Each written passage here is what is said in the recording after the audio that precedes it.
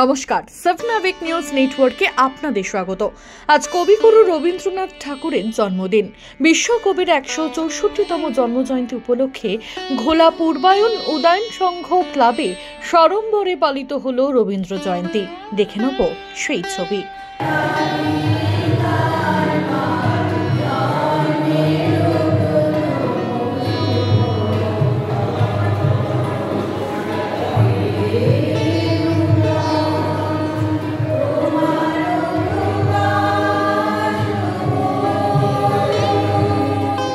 একই সঙ্গে রবীন্দ্র স্মৃতি বিজড়িত পেনিটি বাগানবাড়ি থরি গোবিন্দ হোমে প্রতি বছরের মতো এবছরও পানিহাটি পৌরসভার রবীন্দ্র জন্মজয়ন্তী উদযাপন কমিটির পক্ষ থেকে আয়োজন করা হয়েছিল এক সাংস্কৃতিক অনুষ্ঠানের।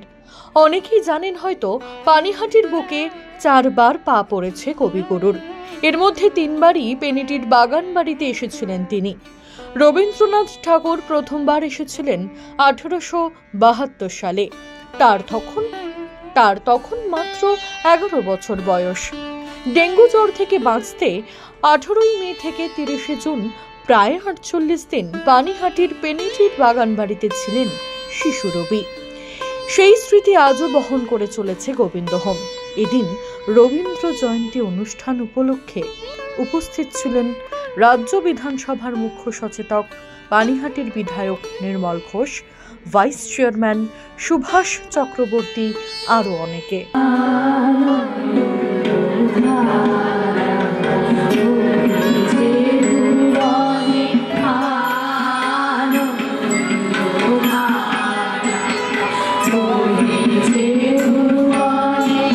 একক আবৃত্তিতে রুবি মহাজন, তারপর একক সঙ্গীত। উপস্থিত যারা আছেন প্রত্যেককে নমস্কার। এবং অনেকদিন হয়ে গেল এই অনুষ্ঠানে, এই রবীন্দ্র জয়ন্তীতে কবিকে শ্রদ্ধা জানাতে আসছি।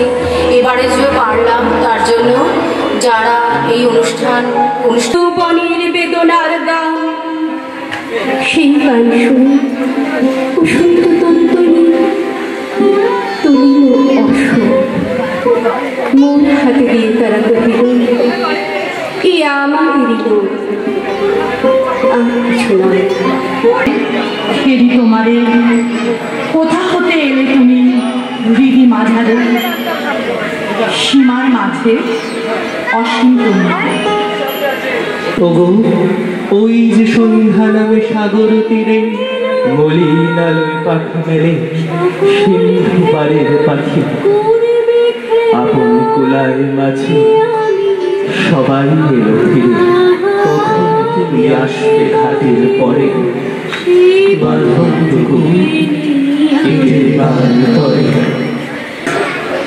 যে উপস্থিতি, এই উপস্থিতি কিন্তু একদিন বস্ত্র সিক্ত দুপুরেও এর চেয়ে অনেক বেশি উপস্থিতি ছিল। আজকের উপস্থিতিটা সত্যি পরমাশিস যে কথা বলছিল, যে কোনো একটা জায়গা থেকে বাঙালিদের অপসারণ করার চেষ্টা হচ্ছে। সেই জায়গায় আমাদের উচিত, আমরা যারা বাঙালিরা গড়ছি ওটা। একদিন রবীন্দ্রনাথ গর্জে উঠেছিল, আজকে যিনি গর্জাচ্ছেন তার সাথেও যদি না থাকি, আমাদের অন্তত আজকের দিনে আমরা সবাই মিলে বাংলার স্বার্থে আমরা গড়ছি উঠি রবীন্দ্রনাথকে স্মরণ করে। এ কথাই বলি, আপনাদের সবাইকে ধন্যবাদ জানিয়ে। যদিও একটা সাংস্কৃতিক অনুষ্ঠান, এখানে বক্তব্য বিশেষ নয়, যে আসুন আমরা সবাই মিলে এই সাংস্কৃতিক সম্রাট কবিতা বলবে, যার পৃষ্ঠপোষকতায় পানিহাটি পৌরসভার উদ্যোগ। শ্রী নির্মল ঘোষ মহাশয় রয়েছেন, উপপৌরপ্রধান সুভাষ চক্রবর্তী, পৌরপ্রধান পরিষদ সদস্য সোমনাথ দে, প্রবীর মজুমদার আমাদের পৌর প্রতিনিধি, এক্সিকিউটিভ অফিসার আমাদের অসীম কুমার বিশ্বাস সহ আপনারা বহু শিল্পী এখানে, আমি সন্দীপ সহ, সোমা সহ, সকল সোমাইজ, তাদের প্রত্যেককে দেখতে পাচ্ছি।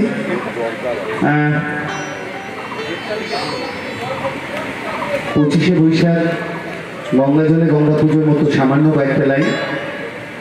প্রেমর অতিথি যত তোমরা এসেছো জীবনে, কেহ প্রাতে কেহ রাতে, বসন্তে শ্রাবণ বরিশনে, কারো হাতে বীণা ছিল, কেহ বা কম্পিত দীপশিখা, দ্বার খুলে এনেছিলে দুরন্ত ঝটিকা।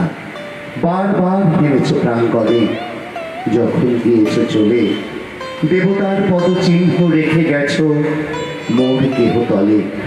আমার দেবতা নিল তোমাদের সকলের নাম, রহিল পূজায় মোর তোমাদের সবারই প্রণাম। ভালো থাকবেন সবাই।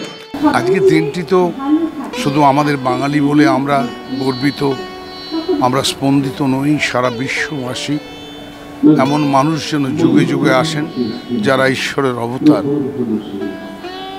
কবির এমন কোনো মানব জীবনের দিগদর্শন নেই যেখানে তিনি প্রবেশ করেননি, যেখান থেকে তিনি সৃষ্টি করেননি।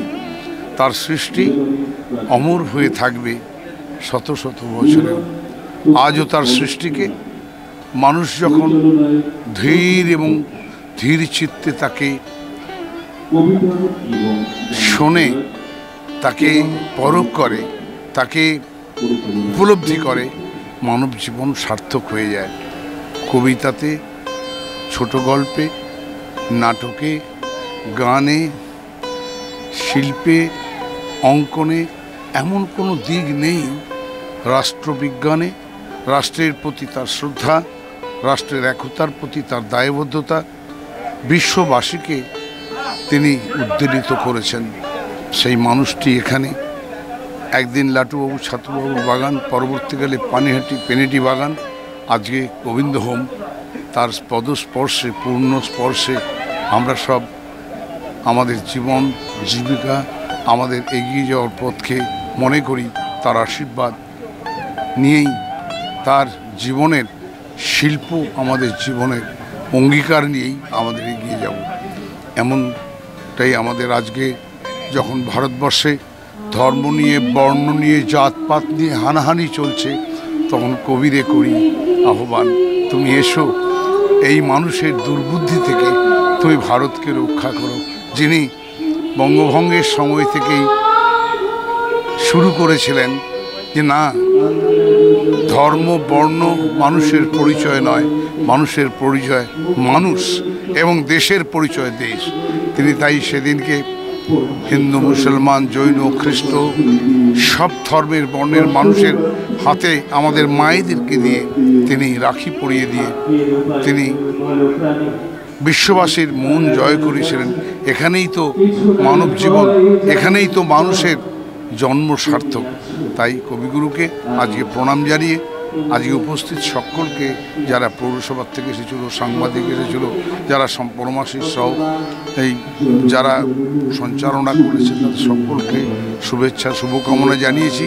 আর বলেছি যে কবি যতদিন আসবে তত নতুনে নতুনে মানুষের কৃষ্টিকে, সংস্কৃতিকে, শিল্পকে তিনি আরও দিনের পর দিন উদ্ভাসিত হবে, মানব জীবন সার্থক হবে।